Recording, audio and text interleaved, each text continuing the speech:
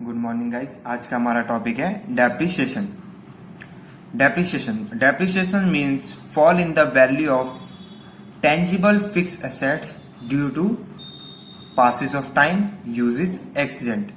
Depreciation का मतलब है fall in the value of tangible fix assets.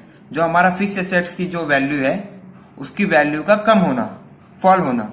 किस कारण से, मतलब किन किन कारणों से? पासेस ऑफ टाइम, टाइम के निकल जाने के कारण, यूजेस, लगातार हम उसका यूज कर रहे हैं उसके कारण, या एक्सीडेंट, उस एसेट्स के साथ कोई एक्सीडेंट हुआ है उसके कारण।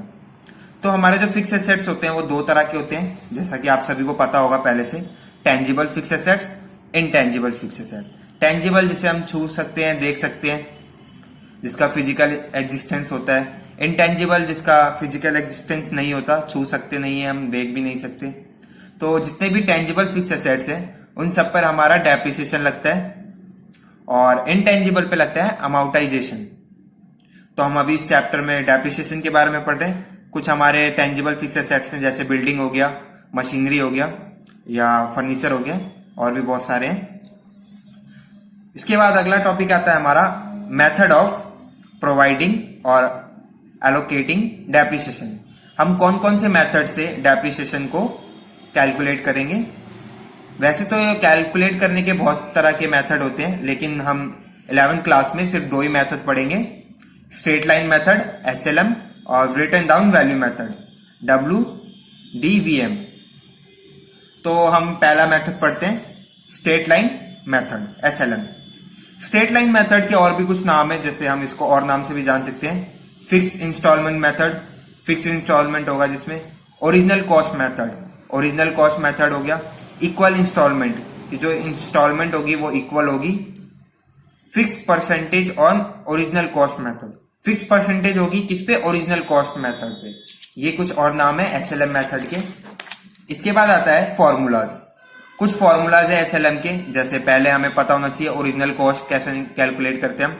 तो ओरिजिनल कॉस्ट में जो हमारा परचेज प्राइस होगा, जितने का हमने सामान खरीदा है, plus all expenses put to use, सारे खर्चे पुट टू यूज, जब से हम खरीद के लाए हैं, जब से हमने उसको इस्तेमाल नहीं किया, उसके बीच में जितने भी तरह के जो भी खर्चे आते हैं वो सारे इसमें ऐड हो जाएंगे।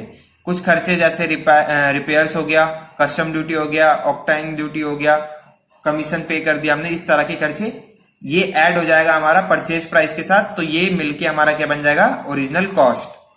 फिर इसके बाद आता है अमाउंट ऑफ एनुअल डेप्रिसिएशन और ईयरली डेप्रिसिएशन, कि हम एनुअल डेप्रिसिएशन कितना चार्ज करेंगे या ईयरली डेप्रिसिएशन कितना चार्ज कर रहे हैं, वो हम कैसे कैलकुलेट करेंगे?